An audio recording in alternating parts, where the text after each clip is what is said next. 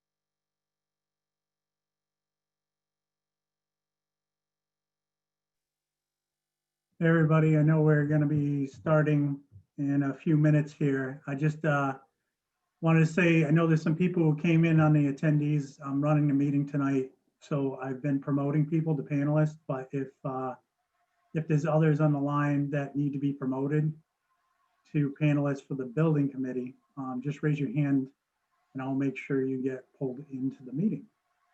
So we'll be starting in a few minutes and hopefully everyone gets to the right link to get here. So can everyone hear me okay? Just nod. All right, good. Thank you.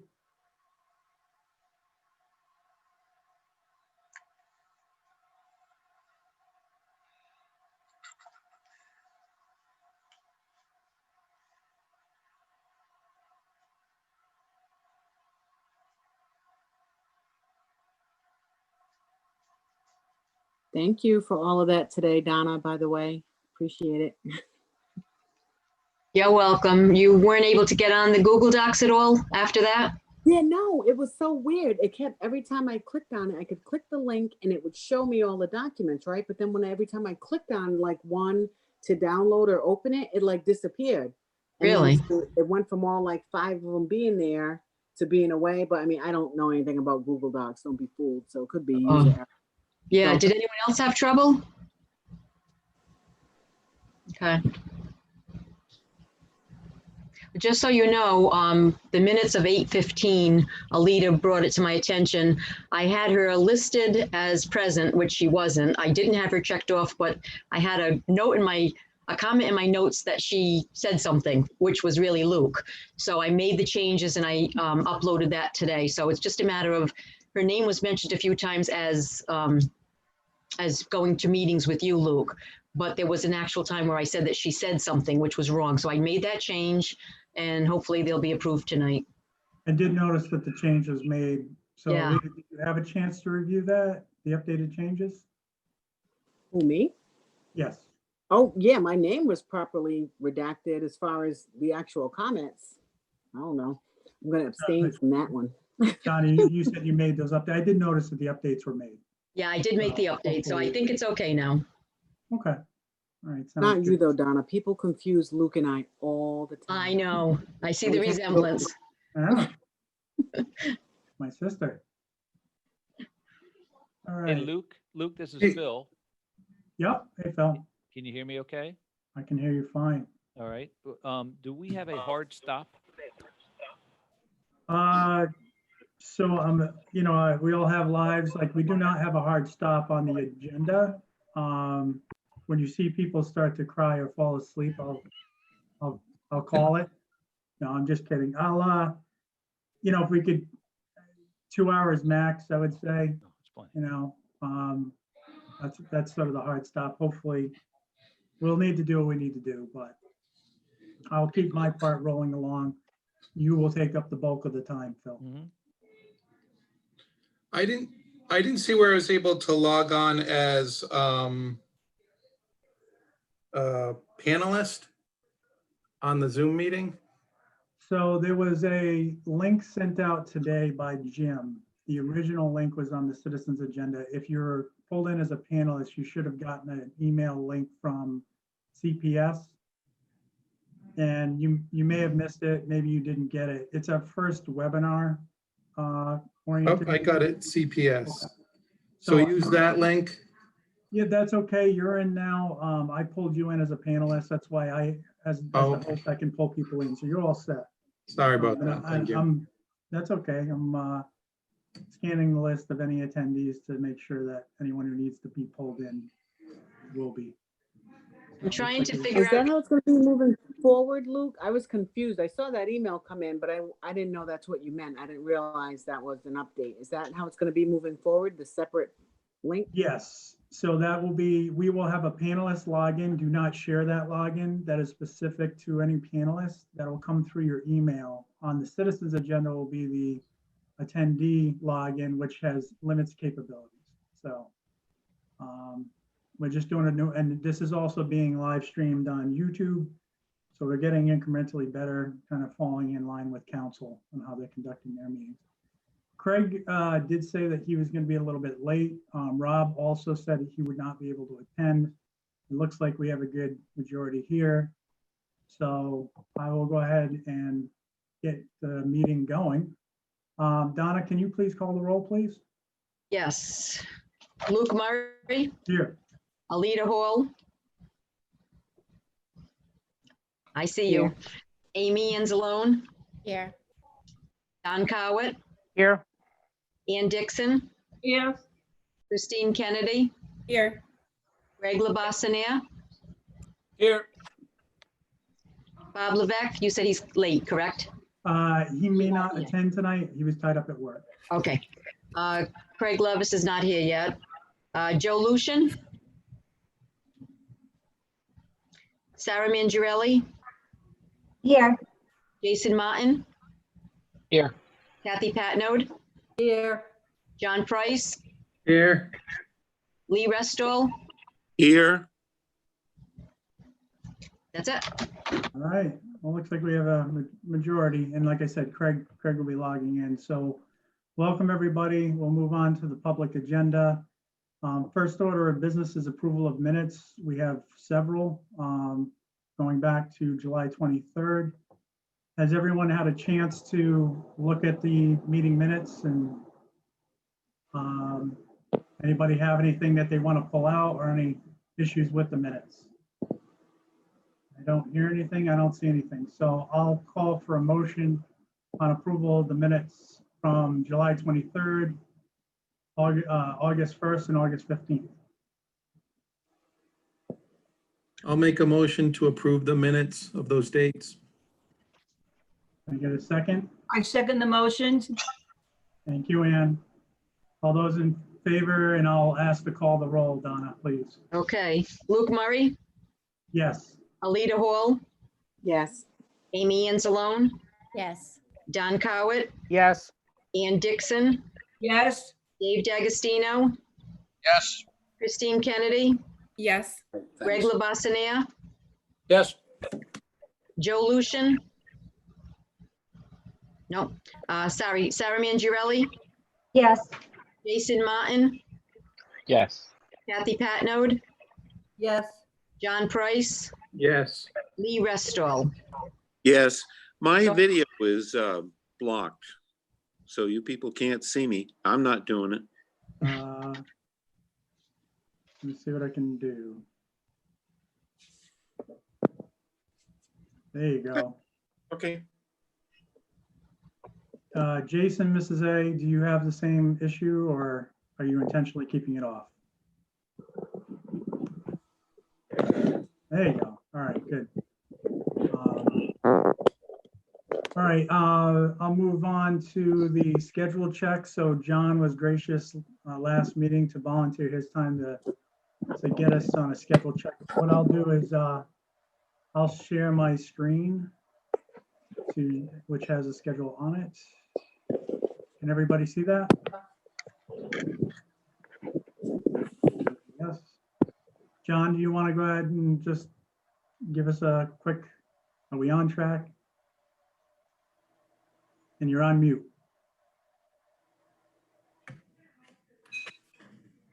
Thank you, Luke. I believe as of last meeting, we were 1 week behind on the town council update. We didn't make that yet.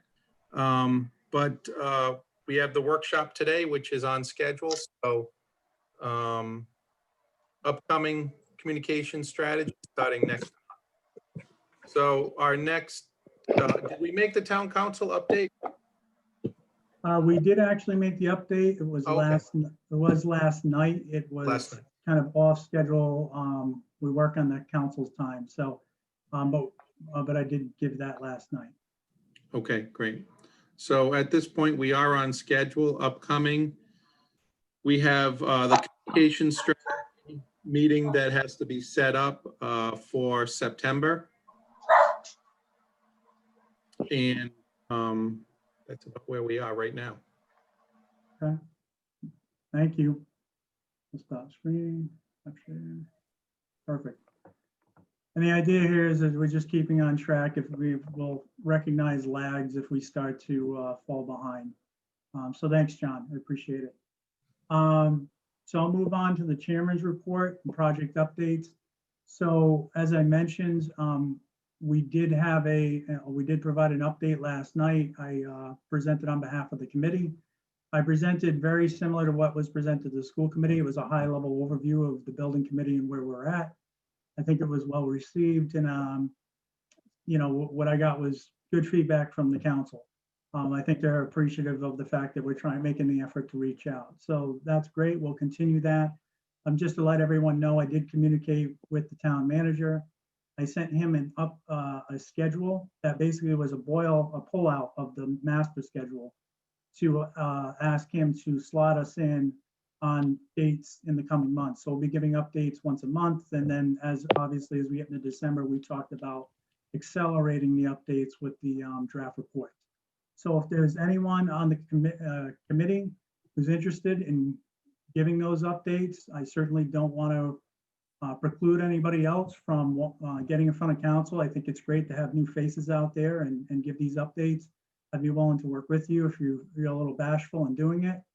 But I think it's important that the council see it's not just one person always up there. So give it some thought. And if you're interested in giving the next update, certainly reach out to me. Also, I'll actually let Sarah chime in because we had been asking about the impact fees and whether we could use those for the architect. And Sarah, I believe you have an update on that. So I received a communication from the town finance director that Nick Gorham was in agreement that we could use the funds from the impact fees for architectural and engineering. There is the caveat that if we don't carry that the project through to the end, that we could be on the hook for reimbursing those impact fees. I am waiting for something official to come through in an email format with everybody on the email, Nick Gorham, John Anderson, and John and Ed, so that there's no question about it. But my understanding is that Nick Gorham did send an email last week to the town saying that that was okay. Great. So that's good. That'll clear a hurdle for us. Obviously, Phil's been gracious with his time in helping us, but we want to solidify the contract and be able to keep moving forward. So we're going to keep working on those financials. Also, I wanted to let the group know that we have had correspondence with the town manager and again, the finance director from the town. They have shared the total bond capacity of the town. Here's the caveat. I'm not going to disclose it tonight. And the reason being, here's the way I view it. I've disclosed this number with Phil. We've talked about it. I really see the school committee's role as really trying to develop a comprehensive building plan based on a programmatic analysis, based on the architectural guidance, based on the stage 1 input, right? I could tell you tonight that the number is 10 million, 50 million, 100 million, 200 million. What that means probably in most people's minds who aren't in the building industry, they won't really know, right? All it's going to do is basically end up leading us to more questions, right? Well, what does that get us? How do we approach it? What do we back into that number? So what I've said to Phil is, it's your job to take those numbers that we've disclosed to him and guide us through this process. They are the shepherds, right? And then later on, as we get closer to where we want to be, that number will become disclosed and more realistic. And then we'll have to value engineer, if we have to value engineer at that time, to kind of blend our goals. So the idea being, we put everything we want on the table and we're not value engineering as we go. Because being in the design industry, I can tell you that can sometimes lead to disaster, because what happens is you cut things out up front that you wouldn't consider. You won't consider through the process. If you start at a high level and you whittle down through a value engineering process, you're likely to end up with a better product. So I'm hoping the committee respects that. I also, quite frankly, don't want numbers bantered around the community that are not realistic. We won't know that number until we kind of get through this building process. It's not that we're not going to disclose it, but I just think it's preemptive at this time. So I have that number. The administration, Sarah obviously has that number, and Phil has that number. And then as we go, I will count on you, Phil, to be our shepherd in moving us. And you'll probably notice somewhere along the line, Phil may back us down a little bit, and that may be because he is aware of that number and he needs to back us down. But the good point of that is that we have received correspondence from the town. We have that guidance that Phil can go by, and we can kind of get this effort moved forward. The last thing I'll talk about is some members have brought up that they were looking for a vote on the actual project. And I meant to put it on for tonight and I didn't. And we can't vote on things that are not on the agenda. We had talked a little bit at length in the earlier meeting about what direction we were going to head. Most seem to want to focus on the middle school with priority ones at some of the other school. Councilwoman Dixon expressed her support of the high school and addressing some needs there. So I think all of that is on the table at this point. I do think that we should put it to a formal vote. Unfortunately, because of the way I set this up, and I apologize, we can't do it tonight. But we will be looking at the middle school tonight, and I've asked Phil to give us a workshop on that. That doesn't preclude us from taking another direction should somebody have a strong opinion against that. We can certainly entertain it at the next meeting. But just know that I will ask for a vote at the next meeting so we can formalize where we're going with the stage 2. If you have any input at that at all outside of this meeting, feel free to email me and we can certainly consider that. And if you want me to put something on for the next agenda, we can do that as well. Does anybody have any questions at this point from the actual committee? No? Luke, I don't have a question, but Joe Lucian is sitting with the attendees list, and you can pull him in if you want to get him in with the panelists. Thank you very much for noticing that. I appreciate it. And I'm looking through my list to make sure that there's no one else. So if anyone identifies anybody as we go. Joe, are you in here? I don't see you. Oh yeah, I see it. Okay. There he is. So no questions. I will send it out to the public since this is on the public agenda, and I gave a lot of updates. So if anybody in the attendees, the public wants to chime in, I think it's *9 on a phone, or you can raise your hand in the function below. So does anybody have any questions at this time from the public? Going once, going twice, and I don't see any hands, so we'll move on. So with that, item number 5, review of long-term planning assignment. I apologize, it's been an extremely busy week. So I'm working on it. I will get that out no later than the end of this week. We have time, as I said, it's a month-long assignment. It's not a week's worth of assignment, but that's the assignment we discussed about long-range planning, doing some top-down overview, 30,000-foot look at the entire district. I will send that out. It doesn't preclude you from obviously doing that. Pull up Google Maps, the GIS software, everything I showed you to start that process, but I'll send out the formal document this week. And with that, before I move on to Phil, last chance for questions, comments before we get into the workshop portion. All right, Phil, then I'll move on to item number 6. And Phil, the floor is yours. Great, thank you, everyone.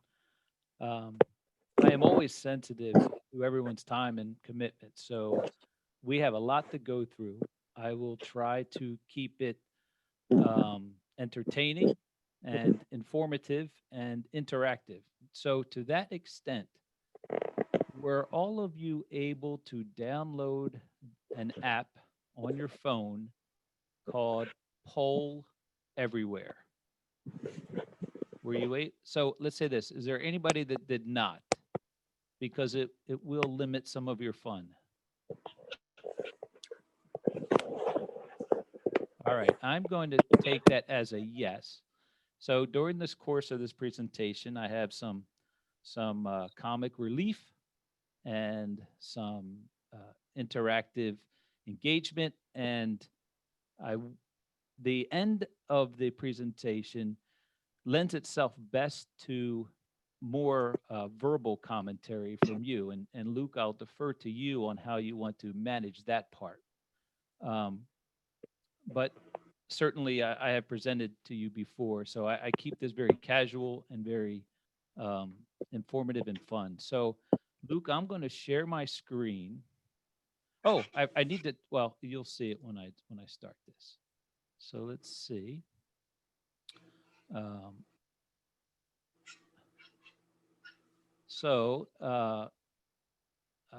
Does everybody see the introduction slide? Yes. Coventry Public Schools? Yep. Got it. Yeah. Thank you. All right. So on your phone, on that app, it asks for a username.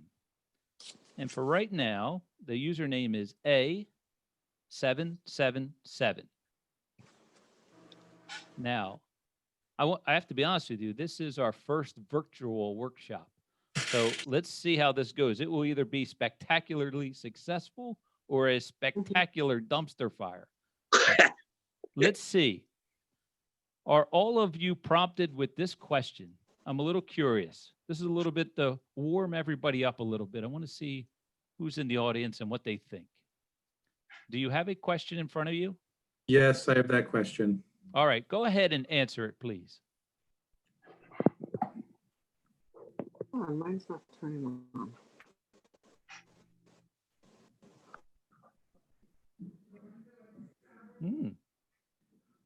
Look at that. Democracy at its best.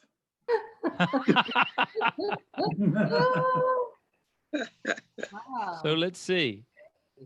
Can we vote this way at the next election in November? Yeah. So I have it set up that you can only vote once. Wow. Okay. That's interesting. Well, that's good. I'm glad a lot of people are happy where they're at. I did not answer this question, but if I did, I'd probably say I would like to see the future. Okay. I think I have another warm-up question. Let's see. Which superpower would you like to have? Mind reading, invisibility, teleportation, flying, or some of you may already have superpowers that I'm unaware of.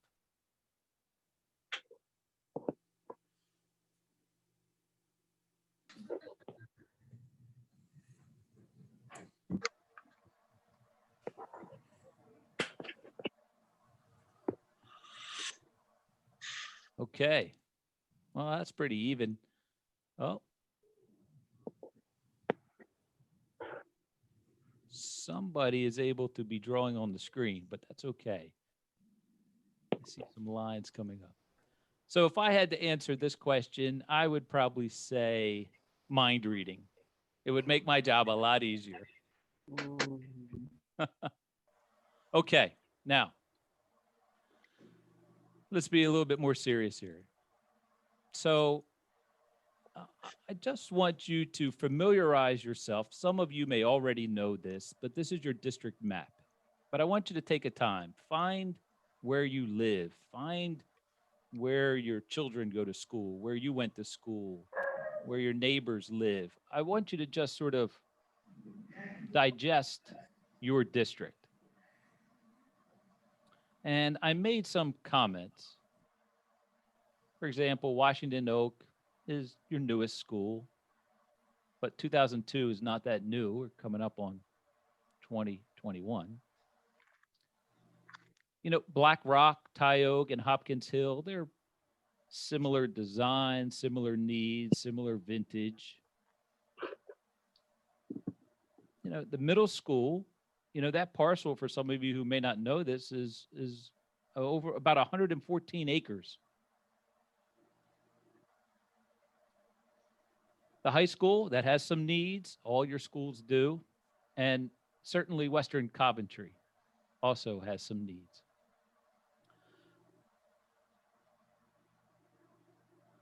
So from the Jacobs report, and we supplemented this with our assessment, at the schools, we know that there is priority 1 through 5 needs. The priority 1 and 2 needs through the schools, according to the Jacobs report, is a little bit under $1 million at the schools. They obviously all have long-term needs, but some of the immediate needs are about $1 million. When we did our assessment, we came up with similar needs, although Ours were a little bit more inclusive and extensive. We came up with the same idea of needs across the board, but they were a little bit greater. This is the total need of the district, and we presented this a number of times at our forums. So we did not forget that there are needs at all the schools, some of them higher priority than others, and we need to take a look district-wide at some of the more important ones. But I went and looked at the RIDE scorecard, and as you will see, out of all of your schools, you only have one 4-star school, and this is out of 5, and that's Washington Oak. And although there are a lot of reasons this may be, we can't overlook that the condition of the facility may be part of that reason, and that is your newest school. So I would like everyone just to take the time to read this. It's from a Chicago architect, the late 1800s, early 1900s. But just take a moment and read this.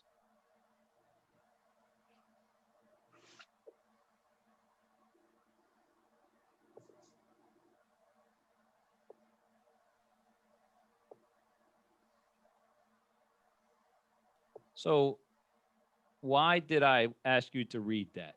And that's because as architects and planners, you would have to expect that we always have big ideas in our mind. And we certainly want to share them. And this is really just our opinion looking at some things. But when we see the middle school parcel at 100 acres, man, there seems to be some long-term planning strategies that really should be in place in Coventry. So I went and I looked at this district map again and talked to my group and said, what could be some really far-reaching, out-of-the-box thinking here? And we came up with just a couple ideas that really don't mean much to anybody other than ourselves, but we wanted to at least share them. One was, why couldn't you drop a new 1,200 student elementary school, make it a school within a school concept, and share some facilities with the middle school, and based on RIDE guidelines, that would be about $90 million. You could do newer and fewer by taking out a few of your elementary schools, put a significant investment into West Coventry, and you do work at Washington Oak and the Coventry High School. It seems like that could be a good idea. Maybe that's too robust. Maybe it's something smaller on that middle school site. And it combines Hopkins Hill and Tioga, and maybe you move Black Rock to Washington Oak with some work there, work at Western Coventry, and work at the high school. Those were just some high-reaching ideas that we want to present to you because we know that the long-term plan of Coventry has the opportunity to be so much bigger than what you may be able to tackle today. So I want you to answer this question. If Coventry were a breed of dog, which breed would it be? Would it be a Jack Russell, small, tough, opinionated? German Shepherd, poised and elegant, but rather hardy? Poodle, that's beautifully presented, but a bit of a poser? Golden Retriever, warm, cuddly, and great with children? Or a Pit Bull Terrier, scary but kind deep down?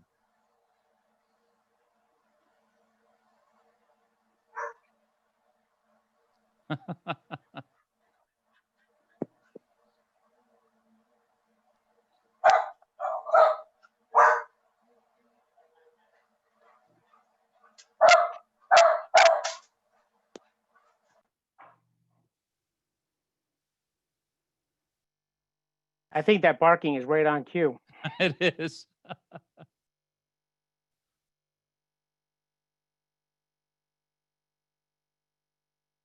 Okay. Well, good. This was interesting. So we'll want to keep this in mind as we go forward. So as Luke mentioned, we're focusing on the middle school. I trust me when I say that we have not forgotten the work that needs to be done at the other facilities nor the high school. But it's our opinion that in the long-term plans of Coventry, that the middle school and the middle school site are critical. And you are about to embark on what could be generational changes. And we would certainly encourage that and want to see you succeed. This is the middle school. I'm going to walk you through some of it. Hopefully you are a little bit aware of some of the opportunities and challenges there. And we want to present some concepts to you. So going forward, I want you to familiarize yourself with what we're going to be calling Area A. Area A is the portion of the high school that contains the gym, the administration, the main entrance, the media center, the theater, and some general education places. So we're going to call that Area A. Area B are the cafeteria and classroom wings in the back. And Area C, where the 8th grade is, the former VOTEC,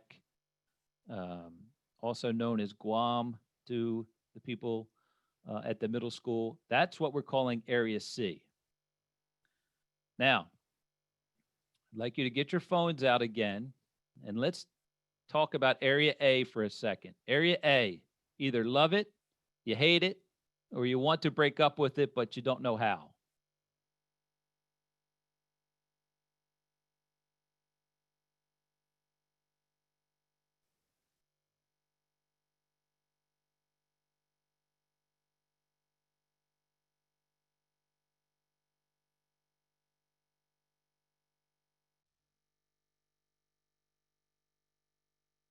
Okay. All right. Next question, Area B. Love it, hate it, want to break up with it, but don't know how.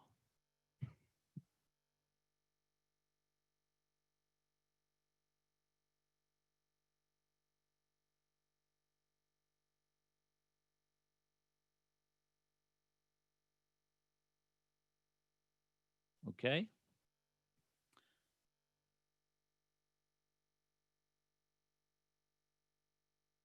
All right, let's try Area C. Love it, hate it, want to break up with it, but don't know how.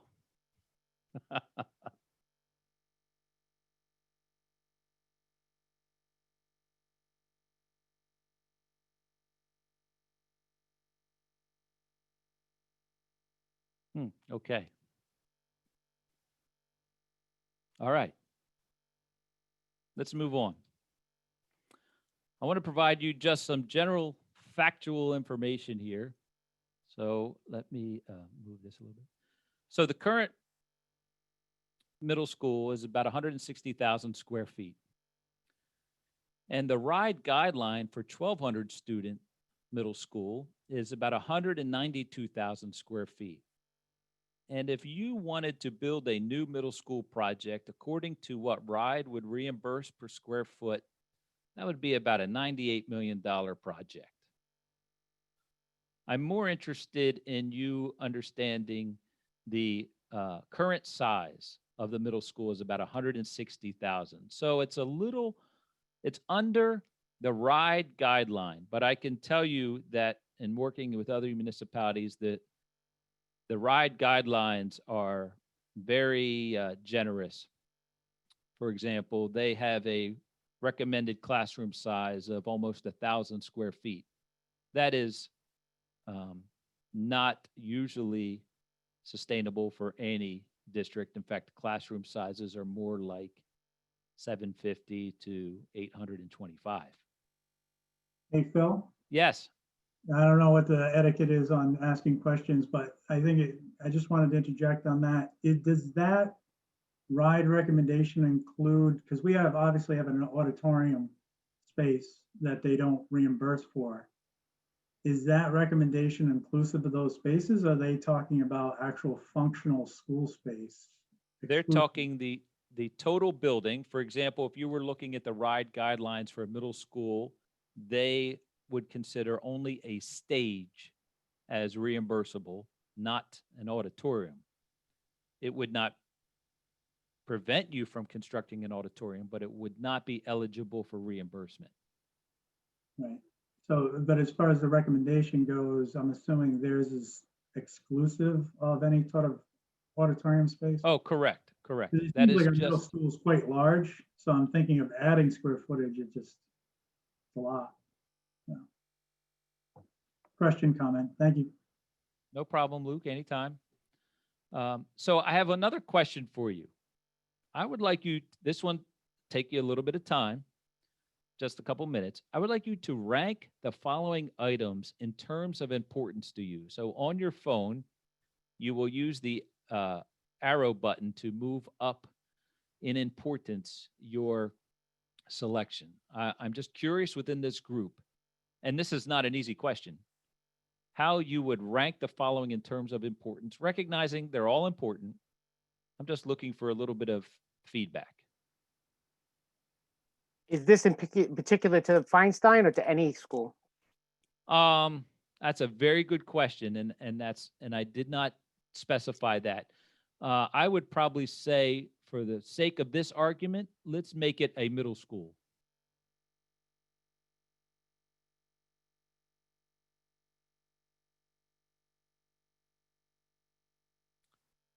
Okay.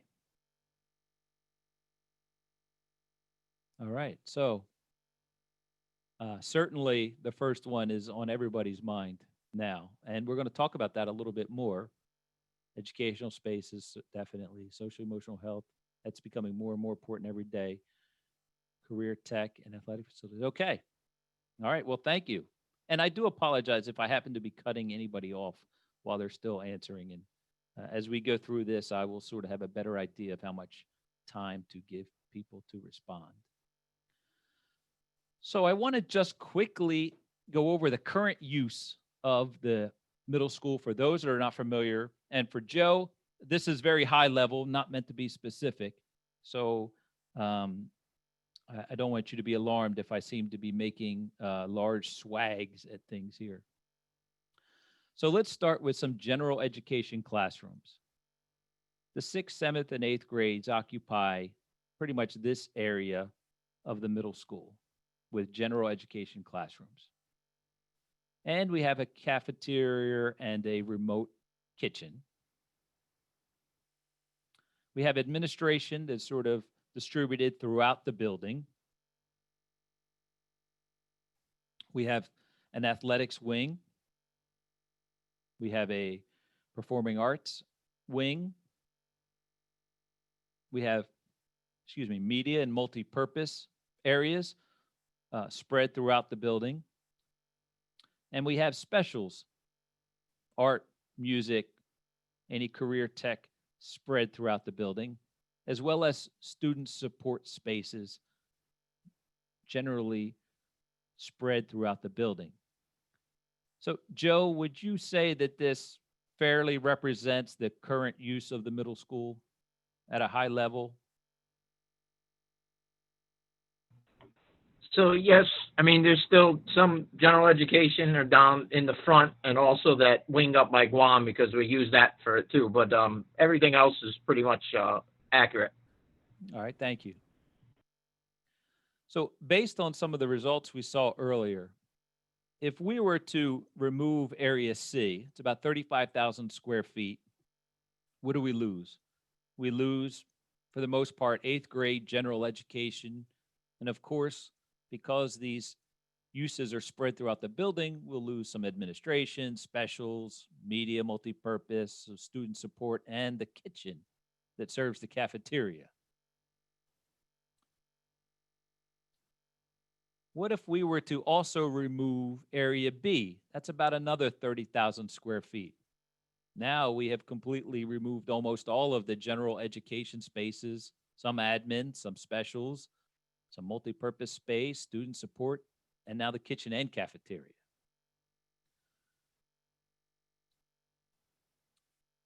I want to just mix it up and see if anybody knows their Latin.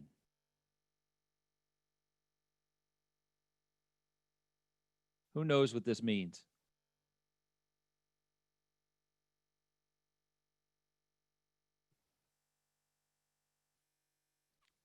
Wow, they must teach Latin in Coventry still. So you're right. It's to do no harm, which is what we want to continually remind ourselves as we go forward with whatever decision we make to pick a certain project, to demo a certain part of the building. We need to keep in mind that there's a much greater plan involved. And obviously, items A and C are two things that we feel very strongly about as we move forward on any project. So you see a picture of a very nice blender here. So why am I showing you a picture of a blender? Well, it's to make sure that you're still engaged with me, but it's also to simply explain that what we're doing is a combination of many things. It's the needs of the facility and the architectural program. That's what makes a school project successful. And we are at the beginning of just assembling all the ingredients, and we're making the recipe so that we can come up with something. This is a slide from one of my earlier presentations to you, and I will never let this slide go because it's important that we always keep in mind that we want to be innovative, but it must always be responsible. That's the only way that you will be successful as you go from here all the way through a bond campaign. I want to explain the architectural program. Dr. Moretti and Joe have been working together on developing this. And the architectural program identifies all the spaces that you need in a facility to deliver your curriculum. And we break it down into 4 groups. We have core academic areas, we have academic support program areas, we have the service program areas, and office areas. Now, I'm going to go through these quickly, and you don't have to read all of this. What I want you to see is this is the core academic areas. So Dr. Moretti and Joe have gone back and forth in determining how many types of rooms do you need, what type of room do you need, how many square feet it should be, and of course the cumulative of those rooms and any comments. This is in its infancy. It will continue to be refined all the way up until you have a final design project. But we want to make sure we capture all the facilities that Joe and the administration in Coventry need to deliver their curriculum. So we have core academic areas. We have academic support and program areas. We have service program areas. And we have office areas. Now, I showed you all this because I want to go back to a previous slide where I talked about what size do you currently have. You have a middle school that's 160,000 square feet. Dr. Moretti, through his work with Joe, came up with an architectural program that said you should have a building total of about 162,000 square feet. So what does that mean? That means that from a square footage standpoint, an area view, you need all of the square footage in that school and then some. But as we saw, there's a lot of spaces we don't like. A lot of the things that are important to you, indoor air quality, educational spaces, they are poor at the middle school. But earlier in the presentation, I wanted you to see how important that the middle school site is to its long-term plan. There's a lot of challenges in this building. Spaces are disjointed, they're separated. It takes a long time to get from one place to the other. This building was never thought as one complete teaching and learning space. It was just added on and added on and added on. And you've done the best you can to maintain this facility and deliver the program in there. But as I said, you are at the beginning of a generational opportunity here. One of the things, we are an architecture and engineering company. And one of the things that we feel very strongly about in our own projects and talking to many communities is that carefully integrated architecture and engineering is really a generator in the health and well-being of students and staff. These 4 items that I list on the side: indoor air quality, natural light, thermal comfort, and acoustics. The integration of building and body cannot be any more important than what it is now. And that is fundamental to having a space where a student can learn and a teacher can teach. Look, right now we're living in a very difficult time where all of these things are being called into question in everyone's facilities, not only yours, in every community, in every establishment we go, in everybody's home. But it's important to keep in mind that the integration of building and body must always be at the forefront of any design and certainly long-term planning decision. So this is a little comic relief from the depressing thing that we just talked about. This is my 12-year-old son, Vincenzo, also known as Vinny the Terrible, Vinny the Great. It all depends.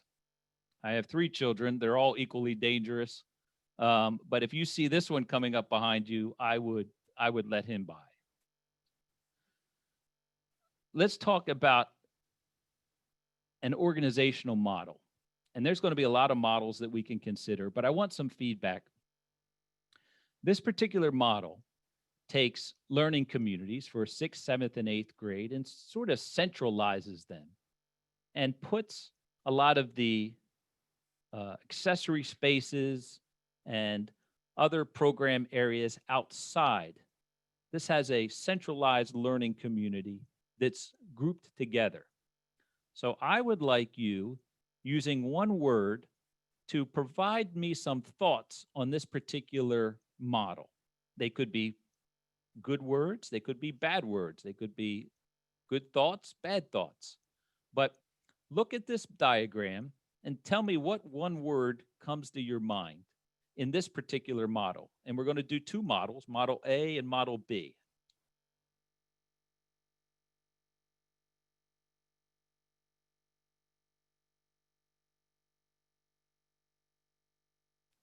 Now, if this works well, we will age crossover. Efficient, like it.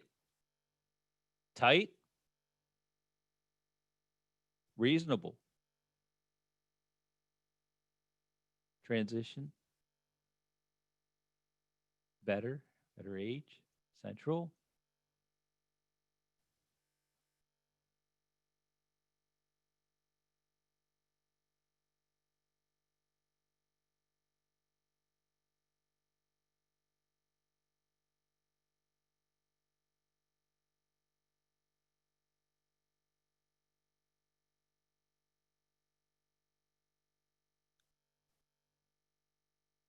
So this is a word cloud. The more people that say the same word, the bigger that word gets and the more prominence it has. You can imagine how this works when we are doing this for 100 people or so.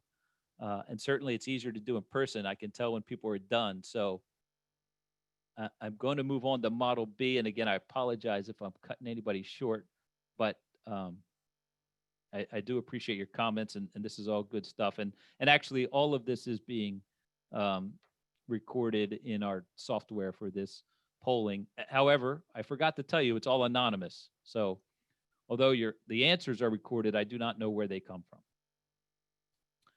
Let's talk about a different organizational model, though. This I'm calling Model B. This is where we've separated the learning communities and centralized all the other spaces. There's advantages and disadvantages to all that. So I would like your feedback on this one.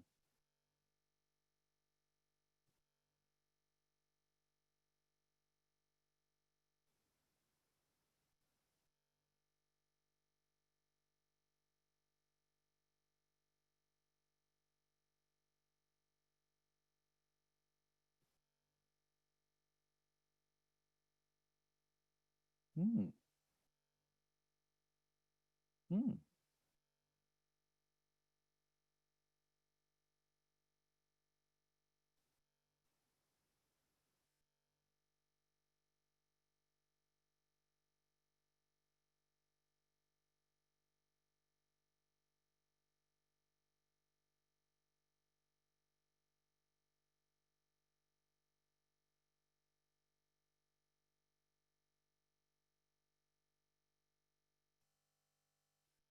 Hmm. Okay. Oh,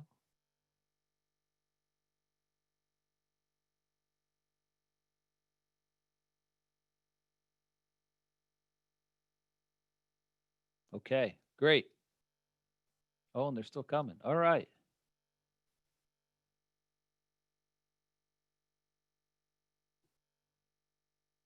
Okay. Great. Now, you could imagine that there are many other organizational models, and the goal is to take that architectural program, blend it with the constraints of the facility, and to develop concepts and strategies for you to review. So let's look at a couple planning strategies. I call this planning strategy A. A has the area C, Guam, already removed. There was a general consensus that area A sort of worked with its bigger spaces. But we know from looking at the square footage that we're certainly going to have to go back with some new construction. So there are some areas that are available for new construction, maybe. I picked the area to the left and to the right. And we know from what deficiencies we have when we take off those old areas that we have to go back with things like a kitchen and a cafeteria. We certainly have to go back with the 8th grade learning community and certainly go back with some administration. When we move the kitchen and cafeteria out of that middle area, that gives us the opportunity to develop the 6th grade learning community, the 7th grade learning community, support spaces for students and specials. But we want to know that, be mindful that there are additions in this strategy, but also opportunities to renovate and improve certain areas.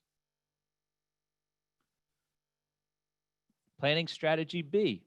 This is both sections are demolished, keeping area A, keeping the big spaces in the front.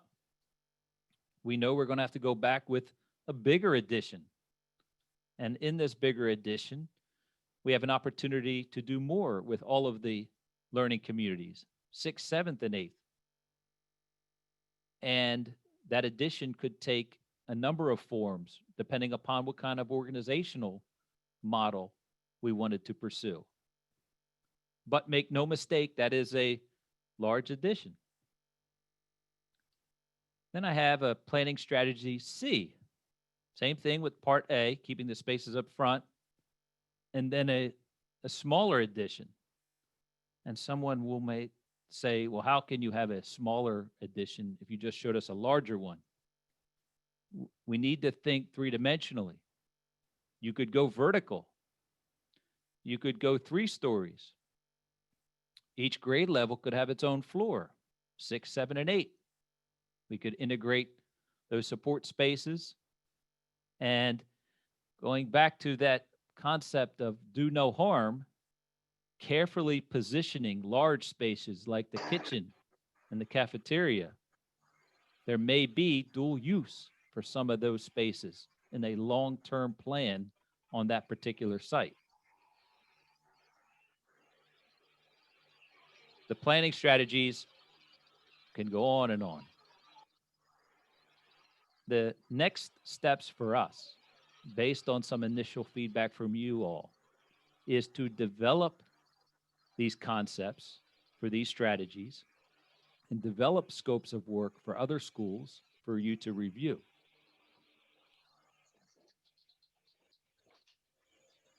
Luke, that would probably conclude the bulk of my presentation. Now, we can go up and back in that presentation. You can certainly open it up to questions, but I wanted to be sure everyone knew we were not going to arrive anywhere tonight. This is the first step, and I wanted some feedback, and I wanted you to be a part of this process. So Phil and I spoke today, and he asked what we were trying to get out of the meeting, and I let him lead the charge. I think what I was hoping to get out of it is we do have, although it's a short process, we have time, right? So I wanted to get everybody thinking in terms of big bubbles. And when I talked to Phil, I said, I don't want to get into spaces. I want to talk about big bubbles. And Phil, I think you nailed it. Programmatic spaces, just big sort of abstract spaces that we could kind of move around. If I was thinking of a plan or a piece of paper with cutouts, like we used to do, we just kind of move around a paper and keep things moving around. So I guess I would be interested in feedback from the group. I think the best way to do it is just go one by one, and I'll just call out names of what you've maybe gotten out of it and your thoughts as you're looking at these. And if you have questions of Phil or want him to put up one of the plans, feel free. So John, I will start with you.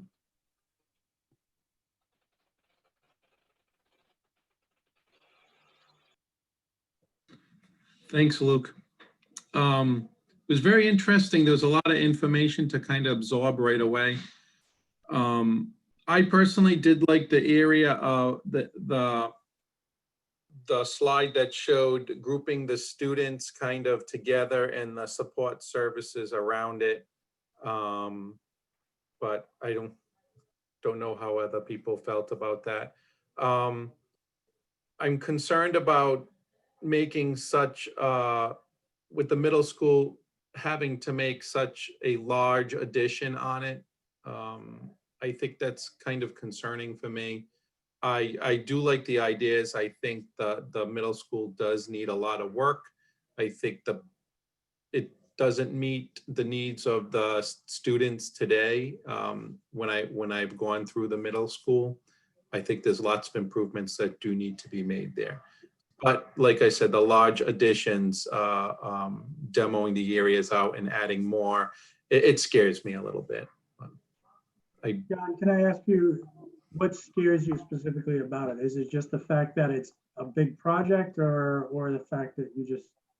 I think it's a big project, and I'm not sure that the town is ready to get behind such a large project. Fair enough. And I think that's kind of going to be our goal, is to get them behind it. But I'm just a little concerned about it. But I think it is necessary from a student learning standpoint. Okay. You good, John? Yep. All right. Sarah, I'll go on to you.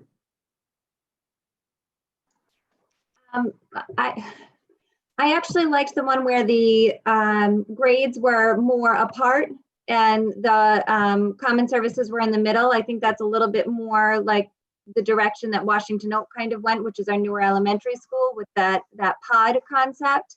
I think that also could be nice given the circumstances that we have now, where we're trying to keep more of those stable groups together and separate.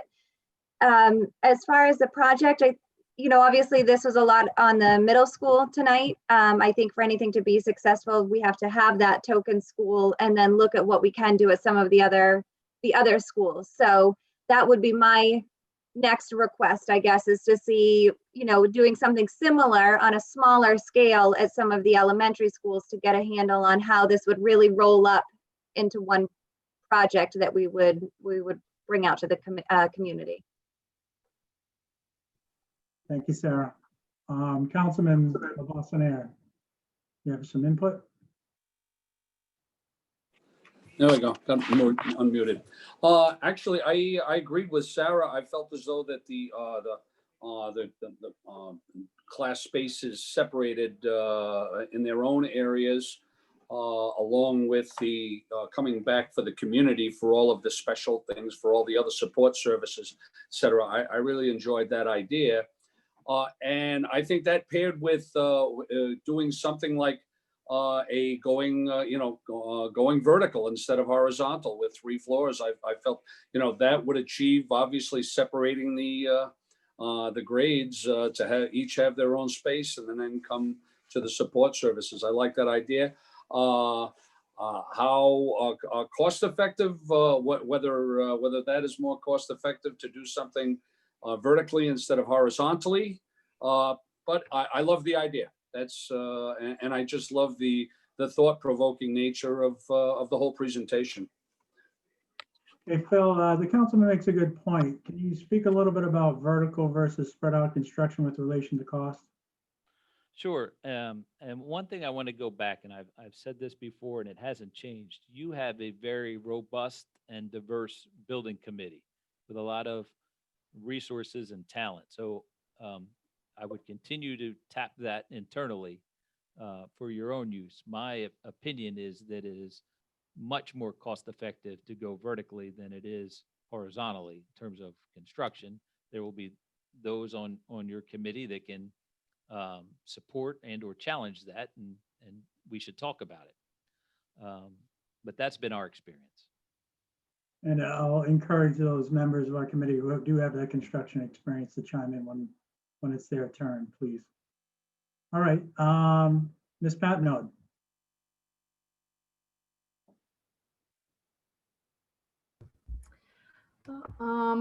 Well, I'm a little, I know that the Guam, which is the old career and tech facility, I'm kind of curious, it sounds like in all of the plans that would kind of get demolished. Would any of it remain? That's my first question. And my second question would be, I wish there was a way not to have it so far away. I wish we could just kind of rotate it and maybe take that building, and maybe it's not worth it, But I always think that working with something that's already there might be cheaper than building something brand new. But I'm not sure. You guys are the cost analysis and architecture people. But I think part of the reason why it feels so far away is because of that little narrow piece. And so I'm just feeling badly that might not get saved in any way, shape, or form. But I like the separating of the grades, because I think it makes parents feel that going to the middle school will not be as traumatic, because the pods will sort of be separated, and their kids will kind of run together, so to speak, as opposed to having to go and not be separated. But that's really all I have right now. So along those lines, again, why would, I know besides the aspect of. Did you guys hear me? Oh. We can hear you, Kathy. You were frozen up a little. Along lines of renovation versus new construction.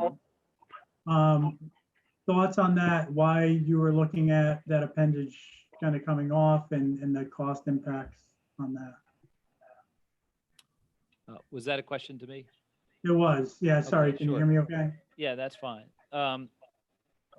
One thing, and many of you may have already walked and toured the middle school. I would encourage you to do it again if you have not recently. Our recent tour just a few weeks ago quickly revealed some things about those spaces that do not lend themselves to teaching and learning environments that you would expect. Tall spaces, pits, legacy equipment that is in the floor that is telegraphing through, configurations that are not really able to be, well, let's say this, anything is possible, okay? It just takes time and money. And it has been our experience that spaces like that, it's more efficient, more economical. You would take it down and build new. And again, I certainly am not going to be forcing you in any particular direction, but I guess I can only ask you to keep in mind that this is an opportunity with the state funding and the reimbursements that are available, that this is a generational change. And if you have the opportunity, you should take it. Thanks, Bill. And again, I'll encourage those who have some construction industry experience to chime in on cost of renovating versus new. Councilwoman Dixon.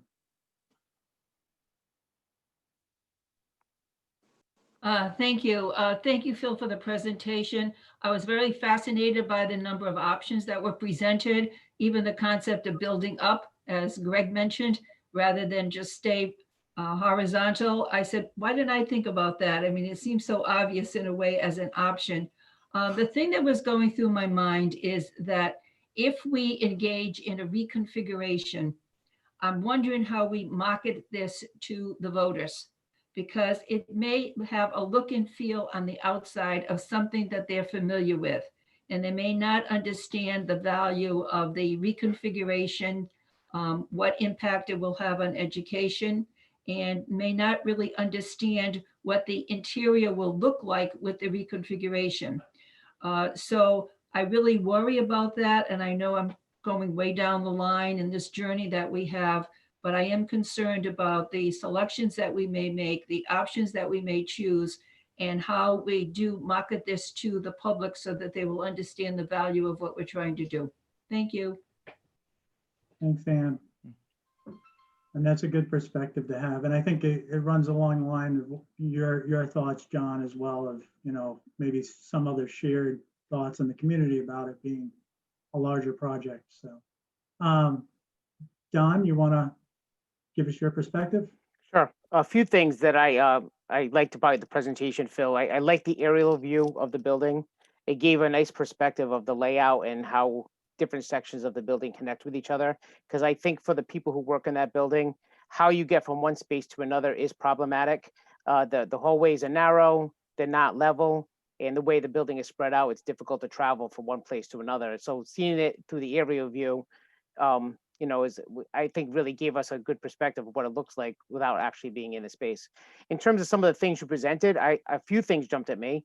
I also like the one that had the cluster that had the grade level spread around the outside and all of the specials and common spaces on the inside.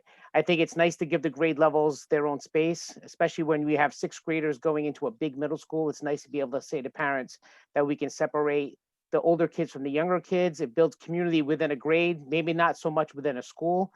But I also think logistically, it's easier for a grade level or kids to travel to a central location for their food, their media, their specials, their support, than it is for them to travel from the middle of something around the outside edge to get to something else.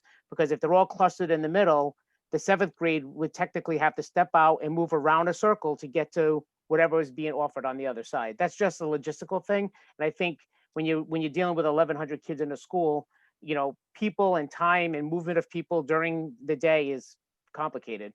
So I like that one. And I think educationally, I think it lends itself to a lot of more multi-purpose spaces that can be used in a variety of different ways. I also like the idea of tearing down B and C, keeping A, and then putting on an addition on the back. And I think the vertical concept is great. I'd like to hear more about that. It does, and we have a big footprint there. You said it was, you know, over 100 acres. So we wouldn't be using as much land space, but it would maybe provide us opportunities to create outdoor learning spaces, which did come up at almost every one of the parent sessions that we had. And so it would be able to give us a little bit more opportunities to do things, not just with athletic fields, but outdoor learning spaces. And in terms of why I like that idea, I think if we're going to do a big project like this, we have to consider everything. And part of the reason we have so much difficulty in that building is the systems in those 3 sections, the guts that run those buildings are not adequate. And so if we keep a section and just try to fix it, I think deep down, we're still going to have some issues that we're always going to be chasing. I think with a new construction, if the community supports it, is we get new ventilation, new learning spaces, new lighting, everything's updated. And really, as a community, we should be able to say, we are pretty confident, 100% confident that that part of the building is new, state of the art, and we shouldn't have to worry about it down the line. I think it would be detrimental for us to do a project and then 10 years later come to the community and say, that project we just did, well, we have another expense connected to it. And then it's hard to then move forward with a phase 2 or phase 3. So those are my thoughts. Thanks, Don. Good comprehensive thoughts. All right, we'll move on to Lee. Thank you. I'm writing like mad over here. Okay, so some of the issues I see about this is parking. How, if we increase the size of the building, how do we park vehicles of teachers, of staff, of visitors coming to the building? I'm concerned about bus offload and onload. I like the idea of the classes on the outside, so that could affect improvement of offload and onload of buses. An issue I have with my own property, which I'll reflect on that property, is the property wide enough to support an expansion into the interior? And what is the interior look like? Have we had any civil engineering study on it? Drainage. I've heard ledge. I don't know if it's there or not, but there may be issues like that that would affect a push back. So maybe we do want to go vertical. And if we have a second story, Western Coventry had to put in an elevator. And so how do we get the kids that need an elevator to get up to a second floor or a third floor? How do we get them up to those classrooms to participate in the classes? I also feel like one thing we're missing is the comments of the teachers, of the people who are there every day in this study. And unfortunately, you know, the committee is what the committee is, but I'm wondering if there's some way that the teachers and the staff could look at it. One thing I especially like is the idea of the kitchen and the cafeteria combined, put together. And I'll stop there. Thank you. Thanks, Lee. And that's a good point, Lee, about the teachers, you know, getting them involved. And I think that is an excellent point. Maybe thinking about how we can, once we start kind of bringing some of these concepts to a little bit further stage, maybe have a survey or something along those lines. And Phil, you can sort of lend your perspective on this, but maybe get their involvement even through an online survey to just kind of prefer A, B, C with a brief comment. And so at least we have some input at the building level. And obviously we have the principal here too as part of the building committee. So, but Phil, have you done that before? Sure. Engagement with the educators is critical as you start moving down this path. Again, as Luke mentioned, this is our first workshop. We're doing it a little different than we've ever done, being virtual. Don't forget, we have all that feedback that we generated in our stage 1 that has a lot of information for us in terms of guidance, and some teachers were able to participate then as well. So certainly involving the educators is absolutely critical. Can I just add, I've seen that done by like having a small committee of teachers, like one per grade level, and like maybe a specialist here or there, and they kind of become the teacher committee, because you can't, you know, viably get the input from every single teacher or in the school. But, you know, they have a small little committee that's formed with a handful of, you know, educators and administrators that are kind of the ones that we bounce these things off of, and they kind of take it back, hold little meetings or info sessions for their individual groups or areas to help feed the process. I've seen that work well. But Bill, if I you don't know could if that's where we're going. add that on our ticker list of things that we want to move on as we move forward, so that we don't lose track. And as we start, kind of honing things down, we can maybe get a group like that together. So I don't want to lose that comment. It's a good comment. Mrs. A, moving on to you. First of all, I want to thank Phil. You did a great job on your first distance learning assignment, keeping everybody engaged. Yeah, I give you an A+. Nice job. So I know a lot of people have brought up about keeping the grade levels separate. And I certainly understand that, both as a mom who's had her kids go through the school systems and worrying about my 6th grader going up there. But I'm also going to talk from a principal's perspective here, that I think we have to kind of balance that with not separating it so much that you lose that connectiveness of the school, because you want everybody to feel like they have an opportunity to kind of at some point pass each other and see each other and connect with each other. And when you have really separate areas, I think sometimes that makes it difficult. Being a person who's worked at Washington Oak before, the pods are wonderful at times, especially when you have their little kids in one end and your bigger kids on the other end. But very rarely do the little kid teachers see the big kids teachers. Like it happens very infrequently.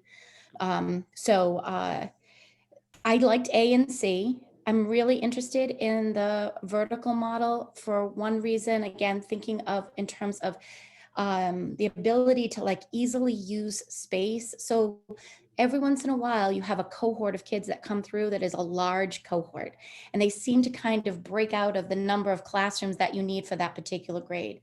If you were in a vertical kind of a situation, you have a quick flexibility of almost just like having some of those classrooms maybe on another floor that's very close, instead of having separate sections and having to figure out, how do I move these 2 7th grade classes somewhere, or these 2 8th grade classes somewhere else, which is outside of their area. So I really like the idea of the vertical piece, because you just have a little bit more flexibility.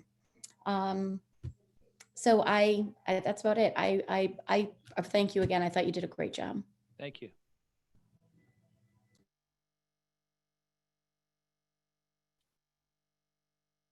And you're muted, Luke. Bound to happen at some point, right? Alita, thank you, Mrs. A. And Alita, you're up.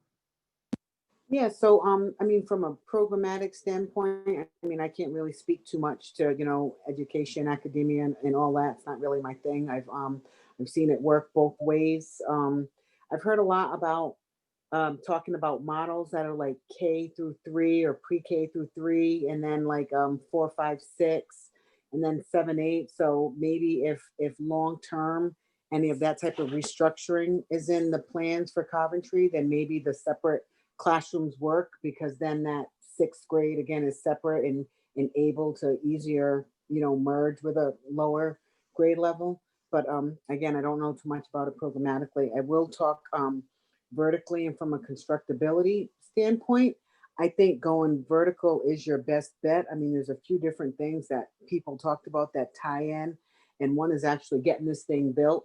So you got to think about phasing. You got to think about where you're going to be able to put kids. You got to think about where you're going to put temporary parking if you're building on open parking areas, and where you're going to park tradesmen and construction guys who are going to build it. And then, just kind of going up allows you to minimize the amount of space that you're disrupting, minimize the amount of, students, classes, whatever it is that you need to find temporary accommodations for as you're building, because you also want it to be cost effective. The larger chunks you have to work with doing a remodel or a build, obviously the more, the better your dollars stretch. You don't want it too small and too phased out. So I think that vertical option will help a lot with some of those types of issues that come up while you're trying to build it as well. And that's really all I have. Can't think of, there were a couple. Oh, and then John, I think John mentioned something about selling it to the community and how we do it.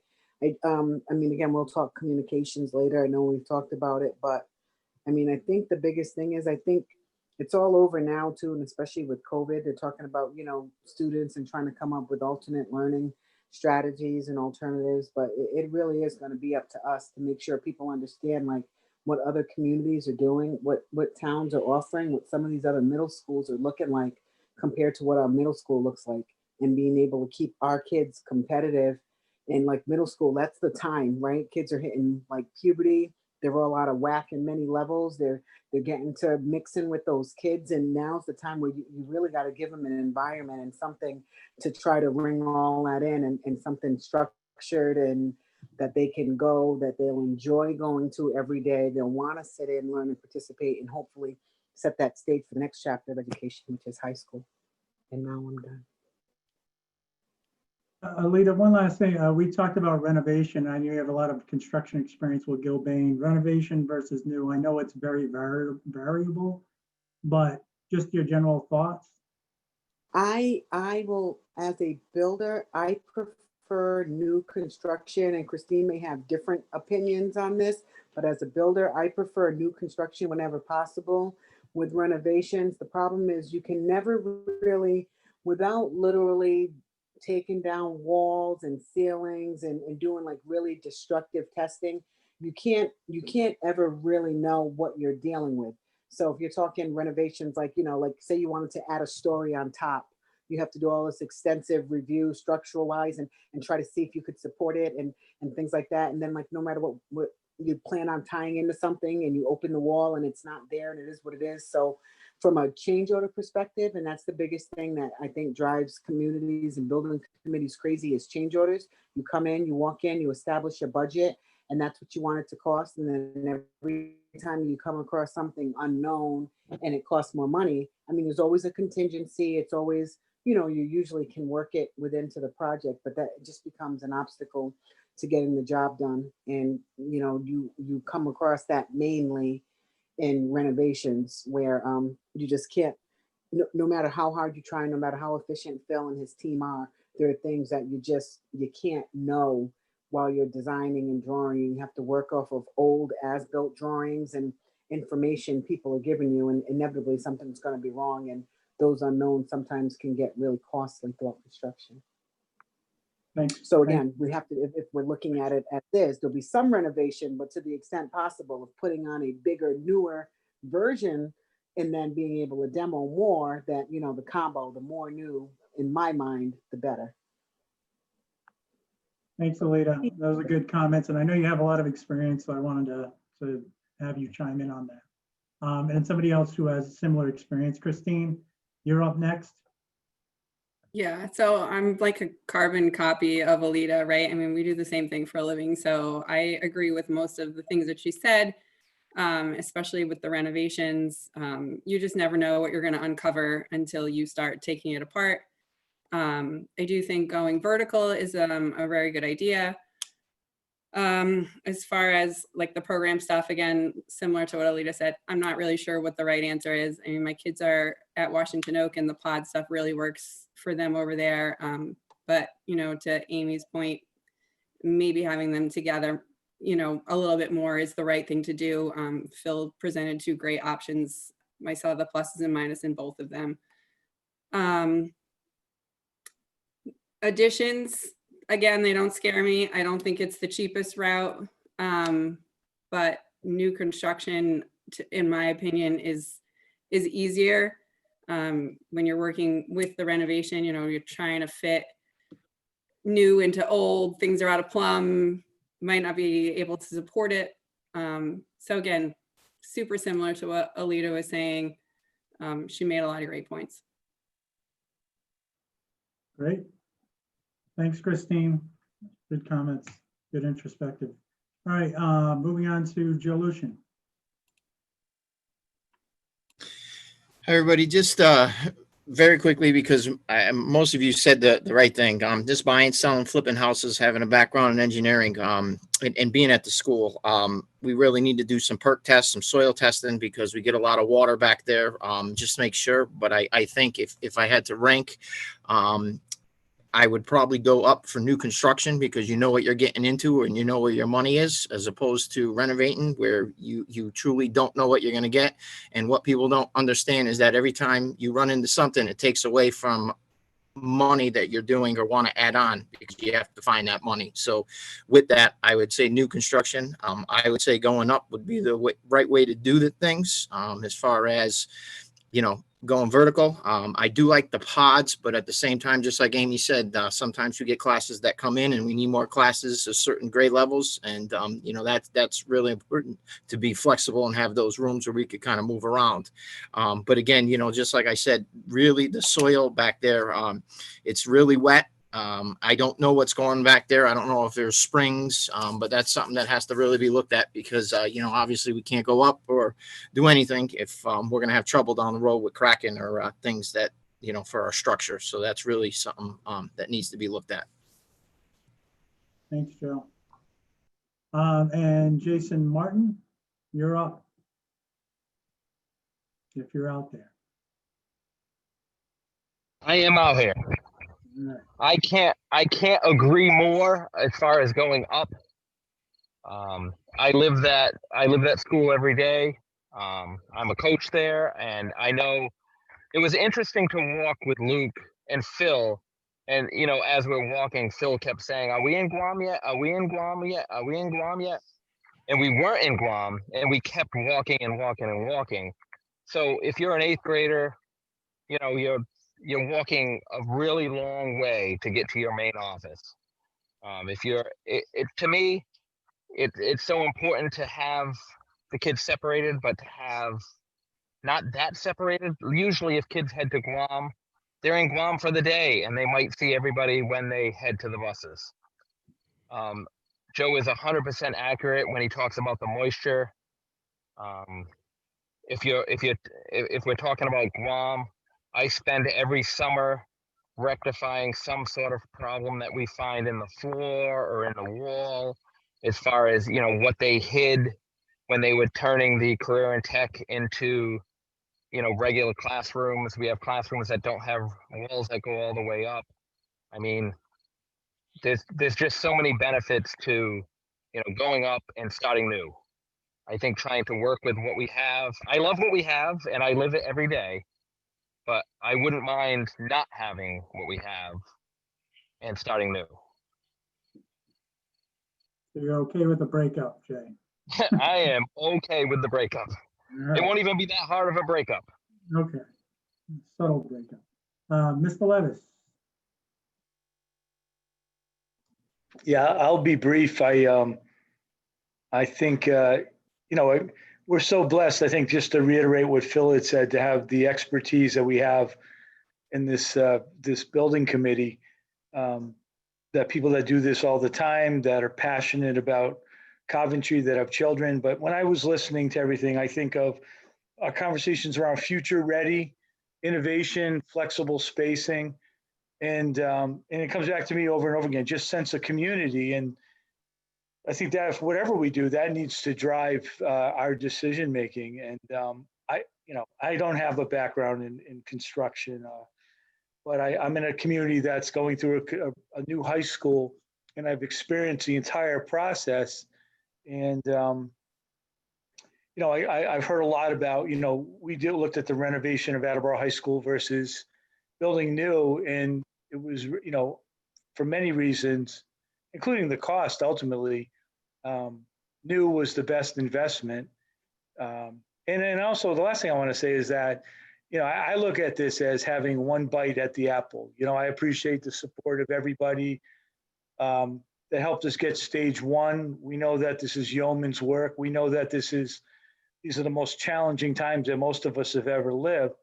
But I do remember early on, Christine and Alita, one of our first meetings, talking about, going big and looking at what our capacity is, and knowing that that's not where we're going to end, but starting big and working our way back. And I think we need to do that for this community, for the children, for the future.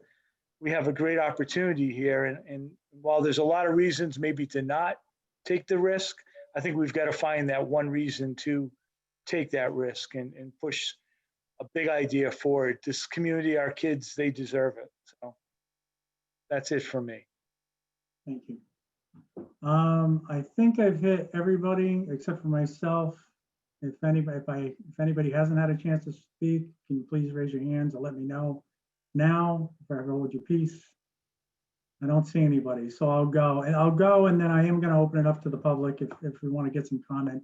So I share the thankfulness of a very robust building committee. I think we have some great perspectives from all angles, and we're going to be better served for that. And Phil, thank you for a really great job and interactive session.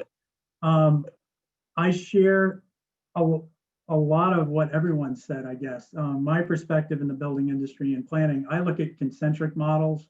I'm a very rational model person. So I like the concept where you have common spaces in the middle, more of the pod concept. But again, I'm not an administrator, I'm not a teacher, so I'll defer to them programmatically.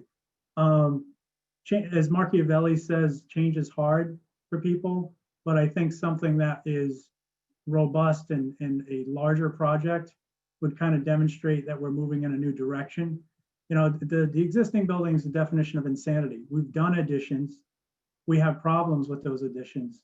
So to look at doing another renovation of an already poorly executed structure, and I say that, you know, I know there are a lot of work went into that. You can never predict these things, but there was obviously deficiencies when that thing was built. So I'm certainly in favor of looking at taking off some of those wings. Maybe we preserve the center, which was the original high school, which was probably the most well-built of it all, because it was built at a time, I guess, when things were well-built.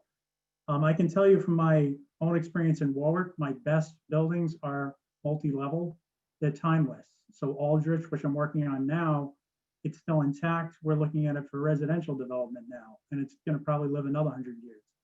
The schools of the 1960s, these sprawling roofs, that when the roofs leak, they cost millions and millions of dollars to fix. And the mechanicals are spread out over an acre, were not thought out with efficiency in mind. And so I think we need to get back to that, the core mechanicals. To Jason's point, having some consolidated spaces to manage. I talk about sustainability in the district, sustainable budgets, sustainable buildings, sustainable operations moving forward. And I think a multi-level building would get to that. Last points, things like, you know, one of the things I did like about the Guam, so to speak, is that they have the high ceilings, because a lot of that was career and tech. And I think having just the ceilings, even in Western Elementary, I was there last week with Mrs. A.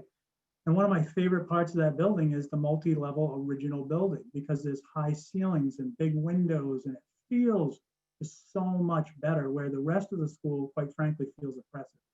And so if we can get back to what, you know, I think they were doing right at the turn of the century, was these larger buildings. And we can do that now because we have high efficiency windows and insulation and all these advantages that they didn't have then. So they tried to, you know, bring the ceilings down to conserve energy and all of that. Now we're moving in a direction where we can generate electricity, and we can kind of go back to those designs. I think creating a timeless building for a community that's moving forward is really desperately needed. And last thing, consolidation does give us room for fields. So if we were to partner and look at community aspects, if we wanted high-level fields, and Phil, you can correct me if I'm wrong, but I believe RIDE will reimburse for new fields, not renovations, but new. Is that correct? If it's program related and the investment is significant. So it would look like the investment at the middle school would be significant, so that not only does that open up that avenue, but also furniture, fixtures, and equipment become reimbursable from RIDE when you do a large scale investment in the project. Well, one of the things Phil said to me is, I took a tour of East Providence High School, and it looks like an athletic field complex with a school attached. And, you know, that may have been part of their strategy, right? We tend to support sports in this community. Maybe that's one aspect where we say high-level facilities with a consolidated footprint. We have all this flat open space, and we can work together as a town. We have a great auditorium. It needs upgrades, but if we're able to save that, maybe that's something that's town-oriented. One thing, the last thing, I promise, last thing, Phil, is I think to Lee's point, looking at the exterior spaces is equally key in this process. So looking at where the drop-offs are, looking at how people move through the site, because we all know that what is out there today does not reflect the way it was originally intended. So that circle, the buses don't go around the circle anymore. Parents drop off in entirely different sections. So if we could look at the programmatics of the outdoor, indoor spaces, how those merge together. And also you had mentioned long-term planning, if you had a multi-level building, and let's say a cafeteria that could be joined to another facility or common spaces, that would be intriguing as well. But I know I had a lot of comments, but I'm excited about this because I think you've presented some really great strategies. It was an interactive session and everybody had some really, really great input. With that, I will open it up to the public. If anybody would like to raise their hands and provide any feedback at this time. We do have some attendees. So anybody who's watching, feel free to raise your hand. And again, if you're calling in, it's *9. Going once, going twice, no cheeches in the crowd, I guess. Some of those attendees are a couple people from my group. Okay. And they were instructed not to ask me any questions. I see. All right. Phil, so with that, Phil, I'll give you final word on your presentation after the feedback. Any thoughts, any closing thoughts as we move on? No, I mean, I look forward to getting you over the finish line with this. The stage 2 process is burdensome, but it's meant to really set you up to be as successful as possible when moving forward with the referendum and then the subsequent project. So we'll be by your side till the end. Thank you. And to that point, where do you see the next step going? We've obviously identified, you've heard some comments tonight. How are you going to aggregate that information as something we can use coming up? So like I did when I closed out the slides, what we want to do is take those strategies, take the models, put them all in the blender, everything you said, and come up with some concepts that you will be able to react to, and we can have more in-depth discussion on each particular one, getting us closer to a solution that everybody will buy into. District-wide, by the way, because we want to look at the projects at the other schools too. So when we reconvene, whenever that is, I would expect we will have concepts and scopes of work generated for consideration, further consideration. Okay, great. So we have plenty of meetings scheduled coming up. So we will have, you and I will chat and look how we move forward with the committee. I want to keep the ball rolling on this, and definitely, I think looking at the other schools is also good. I think you presented a really good intro of looking at the schools from the 30,000 foot, the scattering through town, and what that means as a larger district. So we can talk about that. Can I throw something out there just to kind of get people's thinking? I worked in a school in Massachusetts in Franklin that was an elementary middle combo. And the reason why they did it is they were doing a big construction project and they were trying to get as big bang out of the buck as they could. It was a fairly large structure, but what they did is they had two sides. They had an elementary side and a middle side, and each side was fairly large with some shared common spaces, so that the nurse's suite was a shared suite. The auditorium was a shared auditorium. The cafeteria had a door in the middle that separated them for lunch, but could be opened up for larger activities. It also lent to a sense of community because some kids were in the same structure from K to 8. 2 different principals, 2 different entrances, 2 different parking areas, 2 different recess areas. The only reason I bring it up is I know that we're talking about the middle school, and a few people had said, thinking about other projects. I would just say just for, thought-provoking purposes only, there are projects that people have done in other places that, would maybe address more than one issue with one project. So just put it out there just to kind of think outside the box. That's a great comment, Don. And I think what may be helpful, Phil, I'll throw this ball back into your court. But if there's some examples of projects like that where middle schools have been tag teams, again, we're gonna be talking about long-range planning, but that definitely fits into this. If we're gonna programmatically shift spaces, could it be added to in the future? Because one thing that strikes me is there's 100, would you say 114 acres there? 114 acres. And that was the whole reason for that Latin question, do no harm. We just need to be smart. That's all. Yeah, There are and plenty of communities that have done it.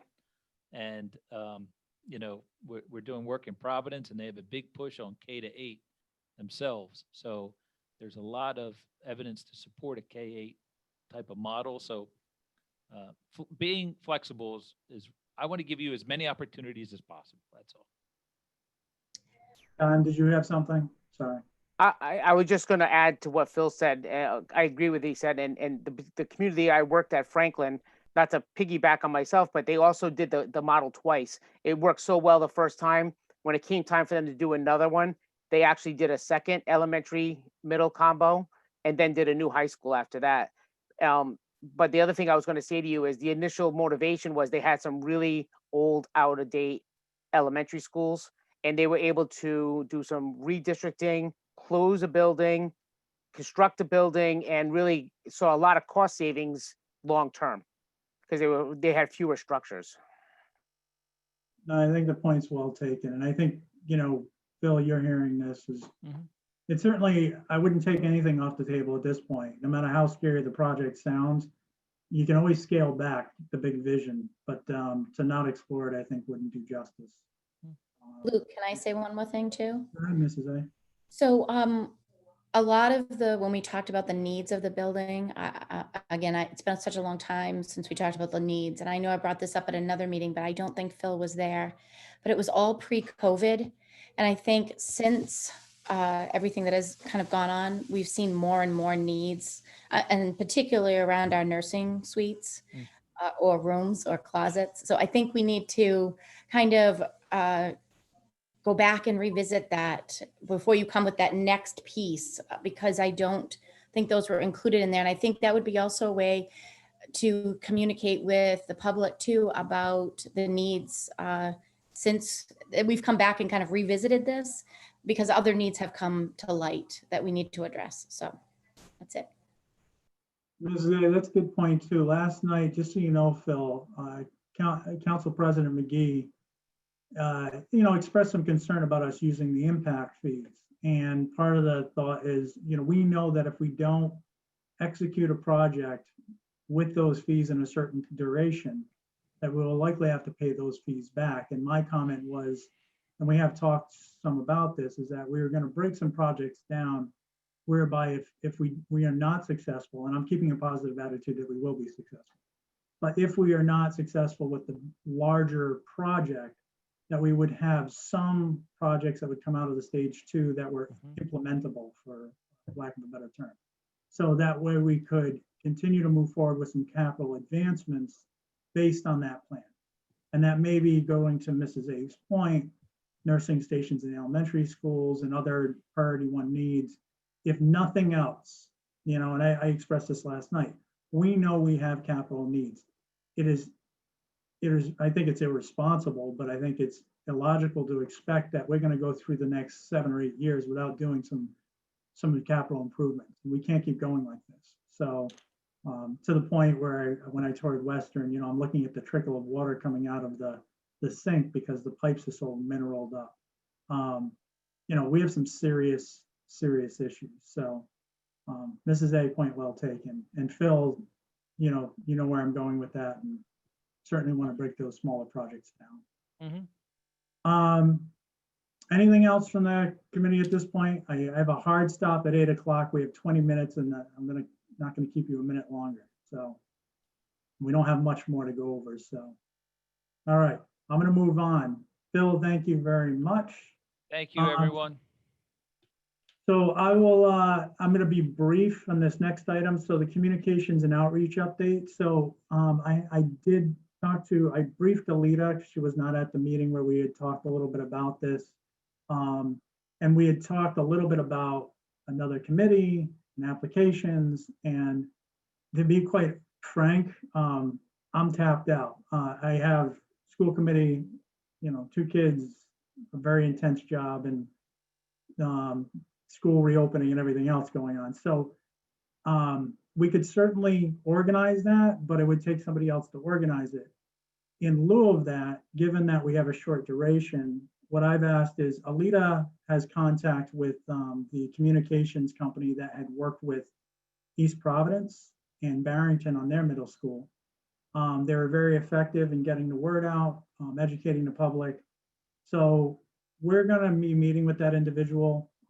That's not maybe the only individual we meet with, but the idea being getting a professional involved through our architectural contract that may be able to assist us with a little heavier hand. Because I think it's so important that the community stay involved, that we communicate all of this, because unless people are tuned in, the only time they're going to hear about it is when they have to, fill out a sheet that says yes or no. And that's not the time to be waiting our case on why this effort. And it also gets extremely complicated with all of the reimbursements. So unless you clearly communicate why, those reimbursements matter, why it's going to be a reduction of the taxpayer in the short and long terms, if we fail in that effort, I just feel like this could go down in Phil's words, a blaze of glory. So I don't know how others feel about that, but I wanted to put it on the floor for any discussion. And if you feel very strongly about having a subgroup, then we could certainly look at that, but I will not be leading the charge. Very straightforward. Anybody have any input on that? No? Luke, I think that it's a very good idea to bring in a professional to help us with communication. We all, of course, can generate a number of ideas, but having a professional group who knows how to organize these ideas, how to present at the right time to the right targeted group, I think is extremely important for the success of a bond issue. Thank you, Ann. That's helpful. I appreciate it. Don, go ahead. The only thing I would add, and I agree with Dr. Dixon, is the only thing I would also add to that is one thing that I've noticed, and I think a lot of people have noticed, is that since we've been in this situation and used Zoom so often, that we've had much higher attendance in some of our meetings, our focus groups, our task force meetings. We've been able to bring in lots of people, more people than we usually typically engage when we go to a town council or school committee meeting in person. So I think we should work with a professional, but I think we also should continue to use this platform to get the word out to larger groups of people. It's easier for them to participate in something from their home than it is for them to come out. And, in Rhode Island, so many of the months are cold and dark that people, don't want to leave their houses. And this is a way to get the word to them in a very quick way. Thanks, Don. Something ran through my mind. It was like Rhode Island, the hermit state. Everyone goes indoors in the winter. No, it's a point well taken. I have noticed in school committee meetings, we're having upwards of a couple hundred people where we were lucky to get 10. So it's definitely an effective platform. I think we want to do it. And to that point, even if we get a professional involved, the school committee, the idea here is to get somebody who can kind of herd us in on the communication strategy rather quickly, but will still be communicating with us. And they would be on the schedule, kind of staggered with Phil. So we'll have some meetings intertwined with the communication strategy. They're moving on and kind of going through everything. So I think it's, Alita has done some work on this. She has been great in kind of reaching out, and we'll continue to see if we can rope somebody in.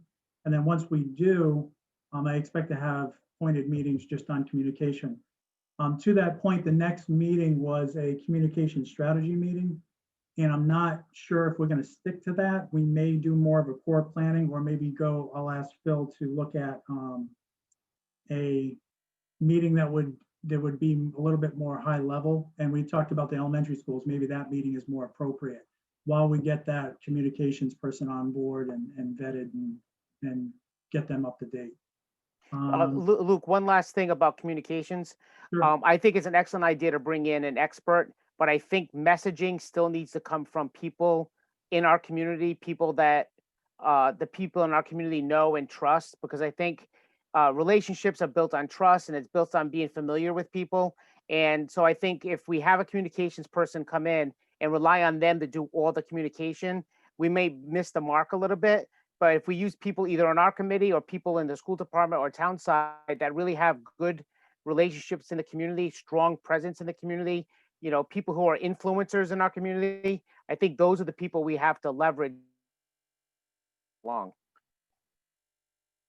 I think it's a good point. Does anybody else have any points on that topic? So Don, I think your point's well taken, and I'd really look at that person as sort of the hired gun that, you know, in absence of us all being very busy, would still engage community members and may still have somewhat of a subgroup that they're working with. I'm not taking that off the table. I think what I'm taking off the table is us taking that leadership role. So, and that's the big thing moving forward, is making sure somebody is driving that train, very focused, and making sure they're sticking to that task. If we start veering, it can go off the rails rather quickly. So, so Alita and Alita, you sent me a contact today. We're going to set up a meeting. I'll bring Phil into that meeting as well, and we'll have an update at the next meeting on where we're at. Yeah, I was just gonna say, at some point, it might be beneficial once we get through it all and we've had those initial meetings, Luke, to have Chris kind of talk to the group, and they'll understand a lot better about what he actually, you know, the service and what he provides and how he works with the communities. Yeah, and that may be something we could do at our next meeting. So maybe it won't be fully dedicated to communication strategy, but maybe where that individual comes, presents a very brief presentation of what that looks like, right? What a typical process looks like. So everyone's kind of up to date. So anything else? All right, I'm gonna get you out of here. So we have the next meeting, which is the 1st of, where are we? September? Jeez. Which is is that a Saturday? Alita, you okay there? You got your hands full. Yes, no, it's a week from today, actually. So is everybody, I'm going to ask for comments on that one. Alita seems to be fine with it. All right, let me phrase it this way. Anybody have any objection to a week from today? No. All right. So I'm going to ask for a motion to schedule the next meeting on September 1st at 6 o'clock. I make a motion to schedule the next meeting of the Building Design Committee on Tuesday, September 1st at 6 o'clock. I'll second it.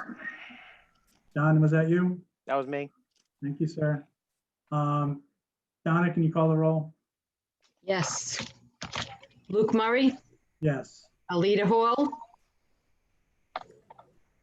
he's occupied. Yes. okay. Amy Anzalone, Yes. Yes. Yeah. Don Cowett, Yes. Ann Dixon, Yes. Dave D'Agostino. Did Dave leave? Yeah, I think he left. Okay. Christine Kennedy, Yes. Greg Labasanier, is he still here? Yes. Okay, I can't see in the dock. Bob Levesque, oh no, he's not here. Craig Levis? Oh, Craig? He's not a voting member, does that count? That doesn't matter. Yeah. All right. Joe Lucian? Sarah Mangiarelli? Yes. Jason Martin? Yes. Kathy Patnode? Yes. John Price? Yes. Lee Restall? Yes. There's a pulse check. We're just making sure everyone's still with us. Okay, last item, adjournment. Need a motion to adjourn at 7:50 p.m. So moved. Second. Thank Was you. that Ann and Don? Yep. Okay. Second, or make a motion. We got it. All right, I'm just gonna call for all those in favor, thumbs up. I'm assuming we all would like to adjourn. Thank you very much, everybody. I hope you have a wonderful night, and look forward to seeing you again soon. Thanks, Luke. Good night. Thank you, Luke. Night, everyone. Night. Good night, everybody.